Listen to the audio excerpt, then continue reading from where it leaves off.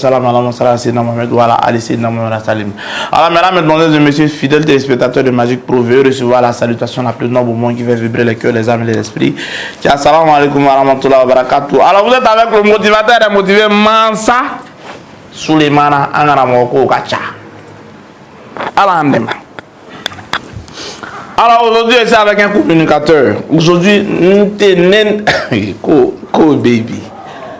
L'émission est ici, la main cousibe. L'émission mandel kake. Amandel kake ban Magic Pro là. Ani la main cousibe. Parce que Kobe. Je suis avec un communicateur, Seifoula, le DG de Seifoula Media, qui aujourd'hui sur notre plateau télé. Il est venu avec un puissant homme spirituel qui n'a plus à présenter, d'ailleurs qui fait ses preuves à Abidjan, qui continue de faire ses preuves à Ngaramou, qui continue de faire plaisir comme façon la Tchéké fait plaisir aux Ivoiriens. C'est comme ça lui fait plaisir à aux Ivoiriens. Niwaradina Abbé, il est à 8e tranche, juste à côté de Charama Plus. Mais aujourd'hui, on a décidé comme ça de le laisser se reposer et de faire venir son communicateur. Mais aujourd'hui, là, il faut là, amener la fin de à la bas, sani, kadoko, parce que aller lever malay. Malikaramo vana lever na kachaya.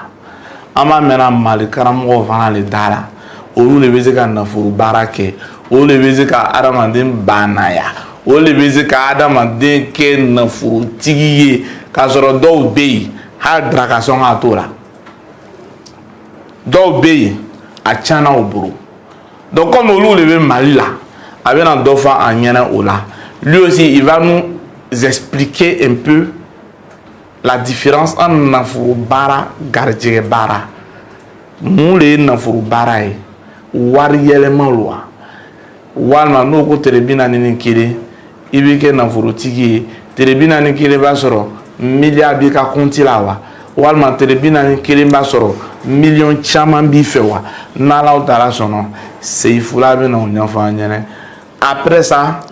a nana ni karamɔgɔ min ye tout le monde le connaît si bien qui est Cheikh Mamadou Kouma qui n'est plus à présenter a nana ni Buruna nɛgɛw ye Zawakati.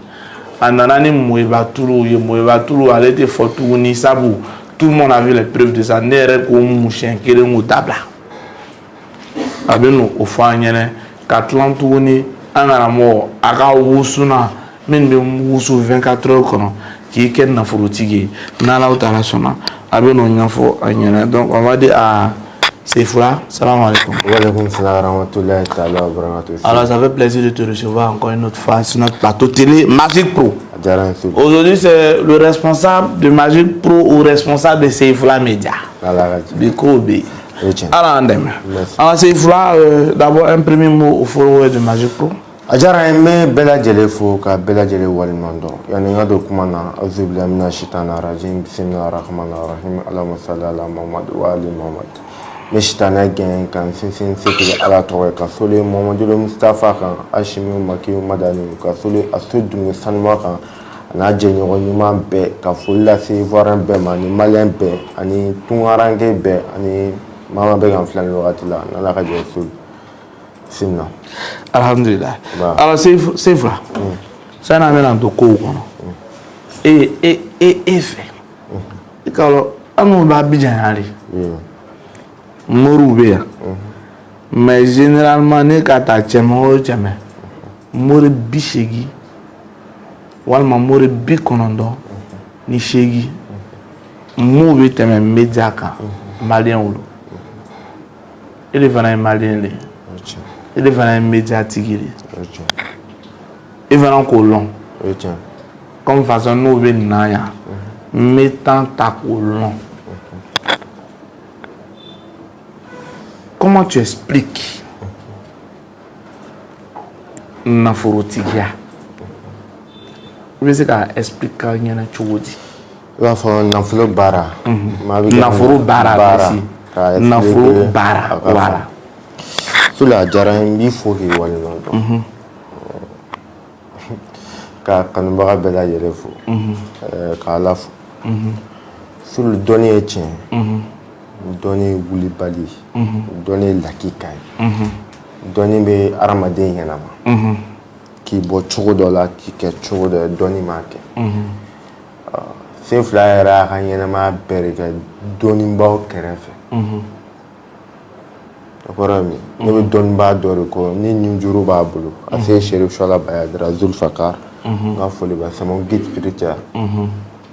dɔnnibaga de don a bɔra dɔnni du de kɔnɔ depuis ne ma bi bɔ ne ni dɔnnibaw de bɛ taama depuis émission ma sigi Ala y'o kɛ n ye quoi dɔnnibaga yɛrɛ bɔra an kɔsolo la ne ba fa tun ye dɔnnibaa ye mais mori tun tɛ ale tun bɛ yiriw de dɔn n fa gendarme kun don mais gendarme a tun bɛ ko dɔ dɔn a ma sigi dɔnni kan o b'a jira dɔnni ye tiɲɛ an ka yɔrɔ la hali n'an tugura mɔgɔw kɔ a tɛ bali ne yɛrɛ ka mɔgɔ la sabu an ka maa dɔ tun b'a sira kan n bɛ karamɔgɔ min kɔ o fɛnɛ ye dɔnnibaga de Sulu dɔnni ye tiɲɛ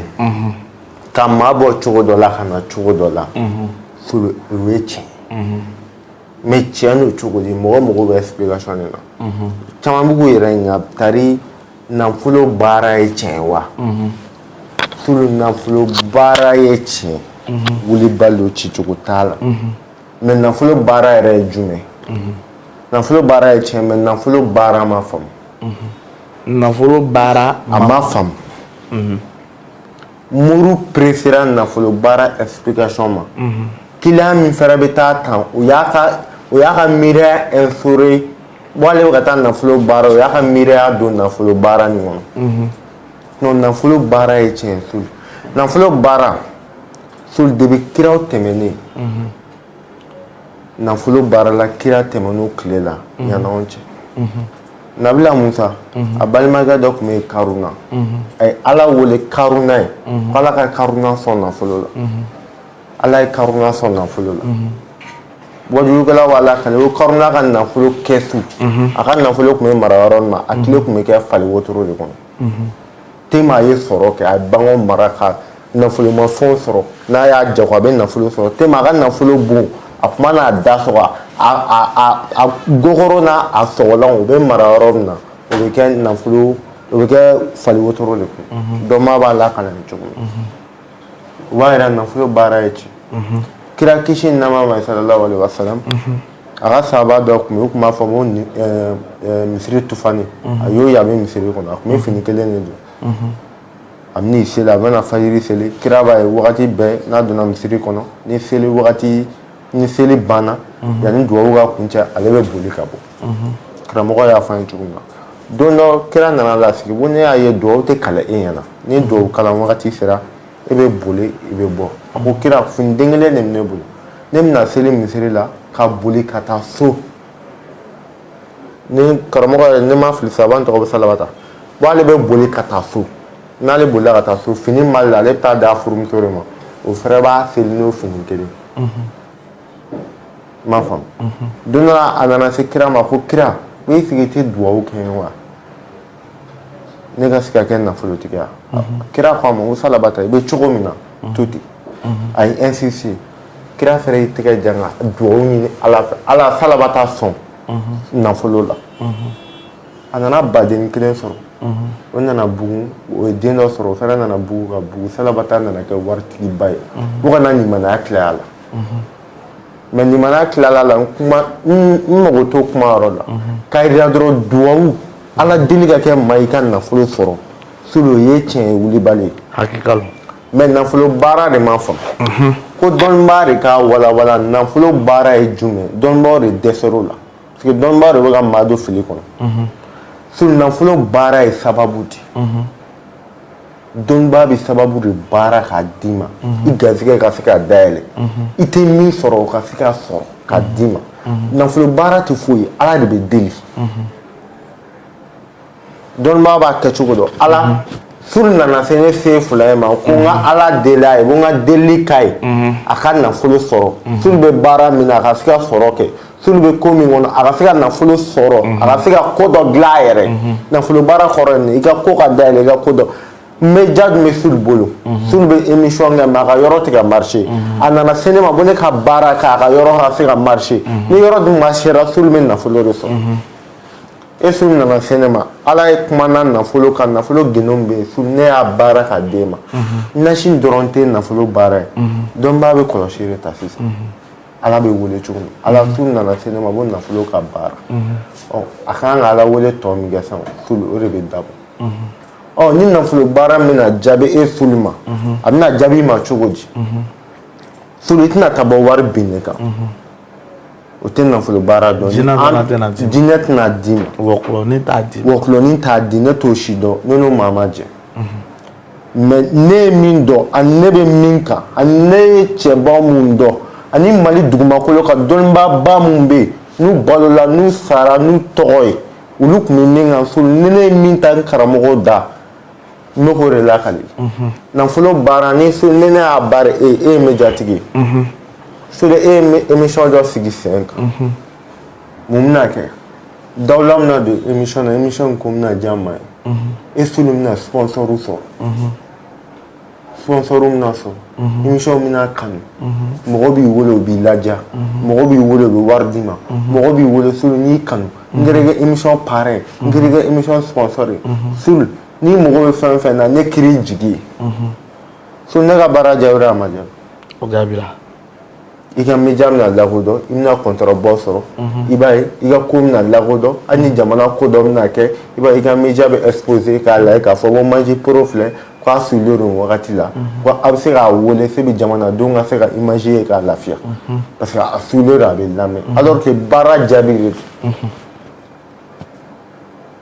sulu ne maa ye commerçant ye n'i taara baara kɛ dɔnnibaa fɛ i b'a ka nafolo baari ye sponsor exemple k'a faamu dɔrɔn dɔ bɛna ɲininkali nafolo sɔrɔ cogo sponsor bɛna mun d'e ma n'u ye sponsorisé u bɛna mun d'i ma wari tɛ sulu e ma fɛn sɔrɔ o tɛ nafolo i k'o sɔrɔ sababu o kama mun ye ko in yɛrɛ kɛ nafoloko baara ye sabu ko o ko min bɛ n'a jaabira fɛn bɛna sɔrɔ baara jaabi kɔnɔ a bɛɛ nafolomafɛn o de y'a to dɔnnibaa dɔ ko nafolo baara parce que fɛn bɛna kɛ a jaabi retour ye nafolo n'o k'a fɔ wari caya ni fɛnw c'est pas ça an t'o dɔn o tɛ nafolo baara dɔn ne yɛrɛ t'o dɔn parce que adamadenw ma ko dɔw faamu ne karamɔgɔ k'a fɔ a ma tile 41 i bɛ kɛ fɛntigi ye olu fɛ bisimila taa n'a ye sulu sisan ni commerçant nana maa dɔ bɛ yen sulu a ka bitigi falen mais sanni tɛ ka kɛ a bɛna dɔnnibaa ma a tɛ nafolo baara ne ka se ka n ka yɔrɔ ka se ka marché dɔnnibaa bɛ don baara kɔnɔ k'a k'a ye sulu n'a kɛra client bɛ suru a ka bitigi la sanni bɛ kɛ o minɛn bɛ dɛsɛ a ye fɛn jumɛn sɔrɔ nafolo a bɛ se k'a fɔ ko baara ma jaabi a jaabira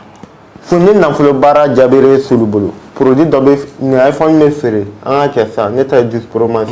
ne y'a san 100 ni 230 mais sulu ni e ye baara kɛ ni ye nafolo baara ni gazigɛ sɔnna nafolo baara ye gazigɛ de ni gazigɛ sɔnna e bɛ se ka taa san bɛɛ b'a dɔn a bɛ se 100 ni 230 mais sulu bɛna fɔ ko bon e ta ye 1,1 sulu mɔgɔ bɛ girin a kan parce que a bɛ sulu bolo mais bɛɛ b'a prix dɔn mais en tant que a bɛ sulu de bolo a bɛ valoriser mais sulu ni minɛn dɔ bɛ i yɛrɛ b'a prix dɔn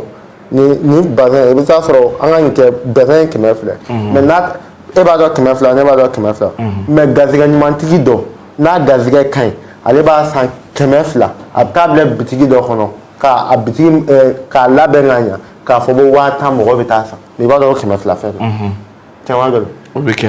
sulu o de ye nafolo baara ye nafolo baara tɛ foyi ye ka gazigɛ augmenter k'i chance augmenter i tɛ min sɔrɔ k'o ɲini ala fɛ ala k'o d'i ma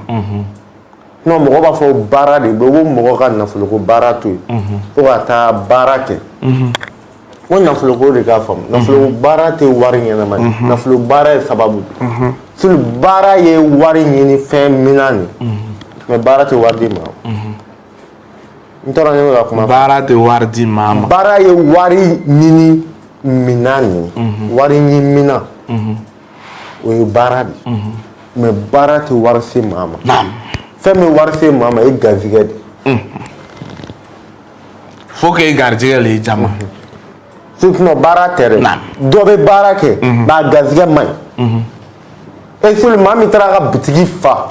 Petit baba boula, ya fa magasin minona. Mais à Tigasan, Foura. Arrêtez. Et puis, avoir baraga. On a baraga, on a moitié d'affaires. Gazige le site là. Gazige le site là. Si le gazige débloqué jour là, donc il y a femme, le gazige débloqué là, fait sur le gazige nouma, rien n'a follow. Voilà tout donne match à maman faut n'a follow bar. C'est comme bébé gazige le nof. N'a follow bar anti fouille gazige kadé les séries mika ou kabouy gazige gazige sabati. Sur les séries tigala kabe et sur là. Ma bɛ se ka na ne baara dɔ jaabire ma a jaabi i bɛ taa sɔrɔ nafolo tɛ futinɛ ka bɔ dugumakolo la k'a d'e ma mais an sigilen sisan e ko bɛ se ka ja a ka réseau dɔ bɛ a bɔ interne e ko bɛ se ka ja interne mɔgɔ ye sisan a b'a fɔ sul an b'i ka image c'est trop bon on voulait k'i kan ka pub kɛ en cas de ces pubs là tu auras beaucoup d'argent entreprise ba dɔ bɛ se k'e sabo sul i ka image ka ɲi dɛ ala wele jaabi n bɛ ka jaabi dɔ de d'i ma entreprise dɔ bɛ se k'e sa sul bon an bɛna taa campagne kɛ ni dugu ni dugu la on voulait que ka image ta ka i k'a d'a ma en intégralité on va aller an bɛ taa diviser yɔrɔ dɔ la an b'a bila archiveur la tu auras l'argent quand même sur nafolo baara ye sababu ko bɛ se ka ɲɛ cogo min na i ka ko bɛ se ka débloquer cogo min na nafolo baara ye déblocage dɔrɔn ye. Alhamdulillah. Alors maintenant que tu as expliqué nous les nafolo baara ye parce que c'est vrai adamadenw fana bɛ yen u b'an tɔɔrɔ la. D'après Fanta Jara dɔ fɔ ɲa ye ka dɔ fɔ ɲa kɔmɔgɔw ye an bɛ cɛsiri ni jijali la pour que karamɔgɔ ye se ka adamadenw ka baara kɛ mais adamadenw fana ka kan ka lɔn ko ni karamɔgɔ ka baara kɛ k'a d'i ma nafolo tɛ pan sanfɛ ka na d'i ma ten un coup i ka kan k'o de faamuya y a trop de trucs moi je vois les gens karamɔgɔ b'a fɔ bon tile 41 i bɛ don hɛrɛw kɔnɔ tile 41 o bɛ ne wele qui fait ça tile 41 o bɛ ne wele k'a fɔ ko olu ma nafolo sɔrɔ ban mais n ko i ka c'est-à-dire faut vérifier i ka tagabolo i ka ko taga cogo bɛ cogo di n'a nana sɔrɔ dɔ ma fara kan i bɛ se k'a yɛrɛ plaigner. sur le yɔrɔ la délai min di kɔrɔ de bɛ délai la. E solu sera ne ma ne ko bon n bɛna nin baara kɛ ka d'i ma tile 41 i b'a jateminɛ a délai ye tile 41 solo exemple ye min ye n'i taara dɔgɔtɔrɔso la si tɛ ni pali b'i la n'i taara dɔgɔtɔrɔso la u bɛ sɔrɔmu baara sɛbɛn ka d'i ma sɔrɔmu baara 5 o bɛ d'i ma b'i k'o kɛ n'a banna o kɔrɔ min n'a banna i ka santé bɛ cogo min na i bɛ retour kɛ dɔgɔtɔrɔ ma délai degun tɛ foyi ye. Pendant ce délai, il va constater mun yɛlɛma donni ka ko la. I ye mun jateminɛ i nana nafa min kama a bɛ ka changer wa i garisɛgɛ a bɛ ka falen wa e ko i ka jago tɛ ka ja tari i ka jago ko bɛ cogo di e ko b'i ma ka go feere i ka baarayɔrɔ la tari n'i ka baarayɔrɔmaw bɛ cogo di i bɛ délai mana di n'o dafara i bɛ retour kɛ dɔnnibaa de ma a karamɔgɔ i ye tile 41 di ko tɛmɛna tan n ye nin ye garisɛgɛ kun bɔra a jɔra ne yɛrɛ ma résultat sɔrɔ lui il va voir maintenant qu'est-ce qu'il doit faire. Qu'est-ce qu'il faut faire? I b'a fɔ n'i taara dɔgɔtɔrɔ fɛ yen ne dɔgɔtɔrɔ ko b'i ka taa sérum kɛ ko n'i ye sérum kɛ b'a bɛ nɔgɔya e taara sérum kɛ bana ma nɔgɔya i bɛ mun kɛ i tɛ retour k'a ma il va voir qu'est-ce qu'il y a. Alhamdulillah. Voilà, délai du coup. Alors c'est il faut en dire infiniment merci à chacun son boss, à chacun son VIP. Le VIP de Seifoula, c'est Mamadou Kouma. Voilà. À chacun son VIP. Le VIP de Cheikh et de Seifoula, c'est Mamadou Kouma. Donc, on a la zone à Kouma et qu'à VIP. Le plus 225 05 95 79 53 02 ou le plus 225 07 12 07 47 78 ou le plus 223 73 78 33 33. Inch'Allah. Angaramo, il a VIP ka buruna nege, mini anga Mamadou Kouma ye. min bɛ preuve yira an na nin wagati in na comme Abidjan kanw cɛkɛ ka d'o ye waati min na cogoya min na Mamadou Kouma fana a bɛ preuve yira adamadenw ma ten parce que Mamadou Kouma il a su s'implanter, il a su se planter et il a su pousser. Mamadou Kouma est garçon. Déchet garçon. Chez nous, il y a le garçon et puis il y a le garçon de chez garçon. Mamadou Kouma nous nous chéri. Et puis c'est que le faire Mamadou Kouma ka buruna negera ban. Fulu bola nega ni sababu. Ka gaziga dale ka déblocage boy ka nyana mala ki ga ko débloquer. Et qui y reste.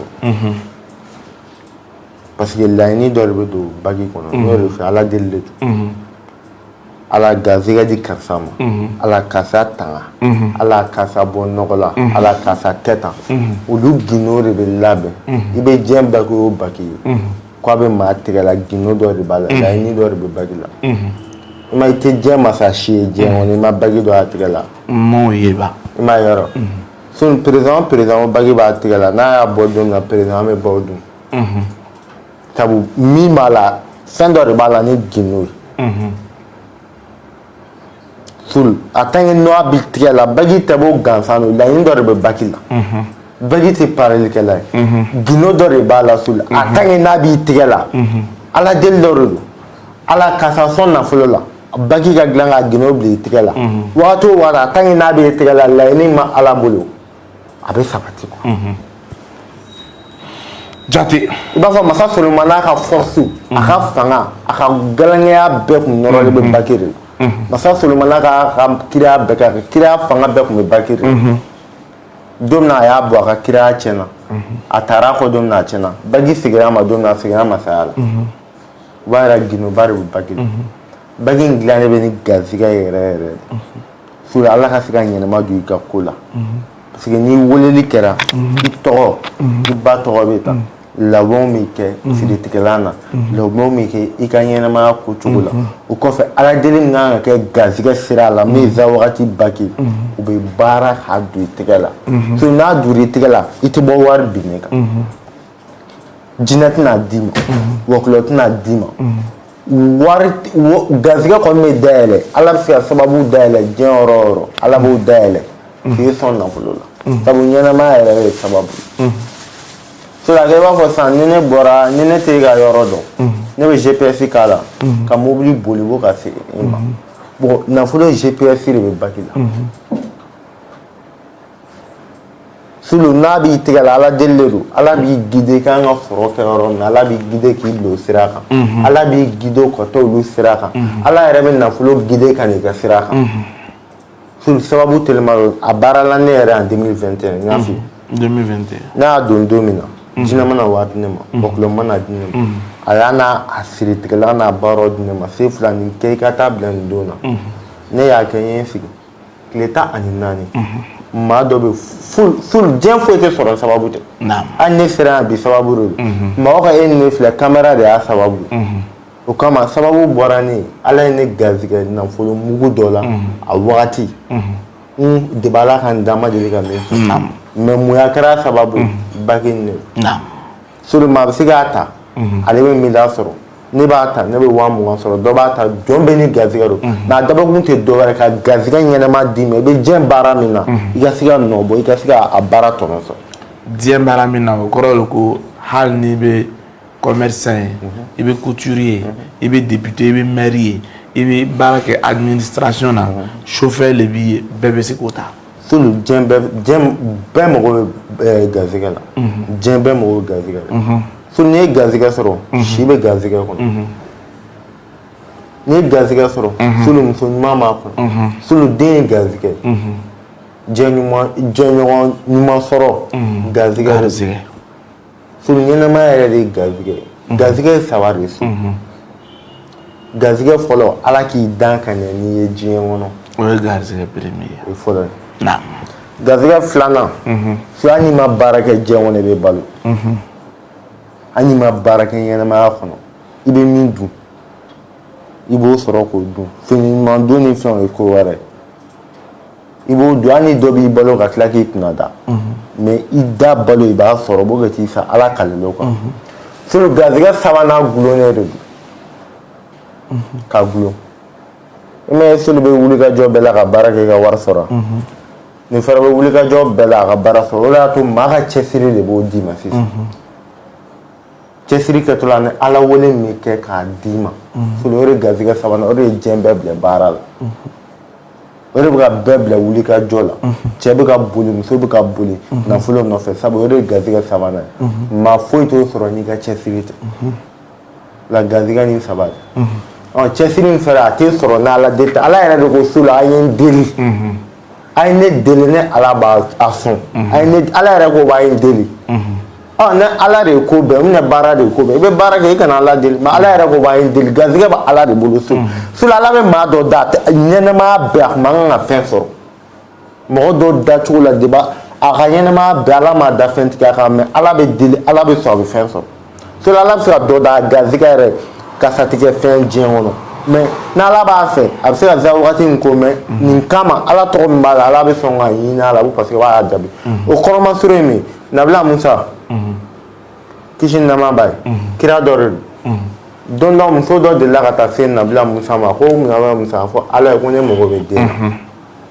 musa ko ala karisa ko an mago bɛ den na ala ko ne ma den d'a bɔgɔ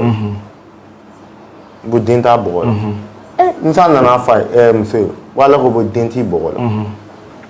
muso nana taama don dɔ nana se mɔgɔba dɔ ma karamɔgɔ b'a lakale a ko karamɔgɔ i t'a la deli ne ka den sɔrɔ wa o taara fɔ ala a ko ala ne b'i deli nin muso kasirama sera ne ma ko ala b'i k'a sɔrɔ den na ala ne b'i deli den d'a ma a ma wagatinin bɔ nabila musa ni muso nana ɲɔgɔn a y'a sɔrɔ den bɛ muso bolo nabila musa ko e den sɔrɔ a ko wale ye den sɔrɔ ko cogo di wala dun ko b'e tɛ den sɔrɔ nabila musa yɛlɛla kulu la kulu sinna kulu la a taara ala ɲininka a ko ala ne nana e nɔfɛ k'i ɲininka karisa denko la ala ko bɔ ma den t'a bɔgɔ ma a bɔgɔ la o tuma ala b'i ka kira janfa ne tora o f'a ye ko den t'a bɔgɔ la ne bɛ den dɔ l'a bolo bi ko ala kelen n'o d'a ma k'o kɛra cogo di ala ko nabila musa ma a ko musa i nana ne ɲininka de ka ni ye den t'a bɔgɔ la wa n ko ma den t'a bɔgɔ la mais i ma ne ala deli dɛ i ye ɲininka de mais i ma ne ala deli ko n ka den d'a ma so yɛrɛ bɛ mun faamu kabakolo u b'a yira jɔn fɛn dɔ t'i bɔgɔ la ala bɛ deli mais ala deli b'a s'i ma naam so ɲɛnɛmaya bɛɛ dɔ man kan ka kɛ miliyɔndɛri a ba kan ka kɛ miliyardɛri mais waliju dɔ ka ala deli a ka ɲuman kɛ maaba dɔ ye ka ala deli a ye ou bien ka ala ka gindo dɔ d'a ma ala b'a d'a ma o gindo kama Allahu akbar comme Mamadou kuma ninnu ɲɔgɔn si inshallah an bɛ fo an bɛna kuma wusuna kan k'a datugu ni min ye o ye an ka mɔyeba ye sabu 3 minutes on a seulement 3 minutes problème t'a la baji dɔrɔn ni mɔgɔ mago b'a la i bɛ weleli kɛ a bɛ labɛn i bɛ yɔrɔ la 225 07 12 07 47 68 donc a bɛ labɛn n'i tɔgɔ ye a bɛ labɛn n'i tɔgɔ ye n'i ye lolo ye i kɛra Abidjan fan o fan i kɛra Faransi Itali a bɛ labɛn a bɛ ci ma mɔgɔ si kana jɔrɔ o la i bɛ yɔrɔ o yɔrɔ hali déplacement ka gɛlɛn ma a bɛ se ka ci ma naam o kɔfɛ wusulan fɛnɛ ye garizɛgɛ de ye so garizɛgɛ de kelen kelen n'i y'a wusu a gansan tɛ ani firitigɛ n'a labɔn de bɛ n'i y'a wusu ala bɛ sɔn ala bɛ garizɛgɛ d'i ma o tile kɔnɔ o tile tɛ bɔ ka bin n'i ma fɛn dɔ sɔrɔ naam solu baara ye tiɲɛ mɛ baara tɛ wari d'i ma minisiri ka secrétaire bɛ baara min kɛ minisiri b'a kɛ ministre t'a kɛ minisiri ka baara ye min signature ta signé mais jɔn bɛ cɛsiri sɛbɛn c'est le secrétaire ni a bɛna taa discours kɛ minisiri de b'a sɛbɛn a tɛ sɛbɛn ka taa d'a ma a dan t'a kalan na jɔn ka baara ka bon secrétaire secrétaire ta mun y'a to minisiri ka sara ka ca ni secrétaire ta question naam o tɛ kelen ye su la sulu k'a jira mɔgɔ la dɔrɔn walahi baara ye wari ɲini sira de mais nafolo tɛ sɔrɔ ni garizɛgɛ tɛ bɛɛ lajɛlen ka garizɛgɛ dilan so ni garizɛgɛ ɲɛna fɛn min bɛ feere 100 e b'a ta 100 i bɛ taa Burukina i bɛ taa feere 3,000 maa 3,000 ne garizɛgɛ ko tɛ maa tɛ voyager ka taa Dubaï ka taa minɛn ta ka na feere Côte d'Ivoire yan fo garizɛgɛ de ɲɛna so non bɛɛ bɛ Dubaï yɔrɔ dɔn O tɛ ɲa bɛɛ bɛ Dubaï yɔrɔ dɔn. Dɔw ta mobili dɔ san million 50 million 60 mais a b'a dɔn pɛrɛ n'a taara jamana Togo ni fɛnw na a bɛ taa sɔrɔ million 10 million 15 a b'a dedans ka don munna a bɛ ban ka to la a b'a minɛ ta san 50 parce que garisɛgɛ de ka ɲi so ni jɔn garisɛgɛ ɲɛna système de jeu bɛ Ala de bolo Ala b'i guider ka don da dɔ fɛ da min na i kan ka sɔrɔ kɛ o bɛ Ala yɛrɛ bolo quoi so que e to ekɔli la e tun t'a dɔn i bɛna kɛ nin tiɲɛna e ye ekɔli kɛ nin kama yɔrɔ CP2 kɔni i ma kɛ nin kama i ma kɛ nin kama mais n sera yɔrɔ dɔ la Ala de b'i guider a i ma guider da i den ma na i ka guider k'i guider k'i bila sira dɔ kan i ka fɛn sɔrɔ Ala ni garisɛgɛ ɲɛna guidation ma Ala de bolo direction ma Ala de bolo ni garisɛgɛ ɲɛna Ala yɛrɛ de b'i bila direction na ni kuma nin siga t'a la fulu walahi ni garisɛgɛ ɲɛna e sigilen business dɔ bɛna sara i la de b'a la k'i da i ta réseau kɔnɔ i b'i da don a la parce que Ala ye garisɛgɛ min da wari min da i kan ka sɔrɔ a donna business in na a bɛna sara i sigilen la i b'i da don a la dɔrɔn i b'a sɔrɔ garisɛgɛ de ye ko bɛɛ so bɛɛ lajɛlen ka garisɛgɛ ɲini n'i ye garisɛgɛ sɔrɔ i tilala diɲɛ na ni cɛbakɔrɔ y'i dan garisɛgɛ la i dan diɲɛ fɛn bɛɛ la an ce n'Ala taara sɔnna an bɛna kuncɛ rapidement en 30 secondes ni min ye o y'an ka Moyiba Tulu ye ele yɛrɛ bɛ mɛnɛmɛnɛ sun na ale ka dɔn ni mun ka sɔrɔ ka o ye tiɲɛ so ɲɛnama yɛrɛ passement ye dawula de bɛɛ lajɛlen ka dawula ɲini i kɛra diɲɛ ko o ko la diɲɛ kɔnɔ n'Ala y'i jɛ dawula la y'i jɛ diɲɛ ko bɛɛ la soli kɛra diɲɛ hali n'i kɛra diɲɛ malankolon n'Ala ye dawula d'i ma mɔgɔw bɛ k'i fɛ i ka malankolonya kan an bɛ min fɔ maa ye dɔrɔn ɲɛnɛmaya ye dawula don dawula tulu bɛ yen u k'a ta k'i ko diya maa ye Ala ka se k'i kanu kira ka se k'i kanu hadamaden ka se k'i kanu sabu ɲɛnɛmaya ne yɛrɛ tɛ sɔrɔ ni kanu tɛ o la kama sulu dawula tulu bɛ yen bɛɛ lajɛlen bɛ se ka taa merci infiniment à toi c'est Fula Media maa min mako bɛ Mamadou Kouma ka numéro la le plus 225 05 95 79 53 02 ou le plus 225 07 12 07 47 78 ou le plus 223 73 78 33 33. Merci infiniment à tous ceux qui nous ont suivis. Rendez-vous avec Mamadou Kouma très bientôt, Inch'Allah. Je pense que ça va être en fin de la semaine. On va vous communiquer le jour de son passage. Inch'Allah, demain ou après-demain. Si on vous dit paix et miséricorde de Dieu, ça se nous. Assalamu alaikum wa rahmatullahi wa barakatuh.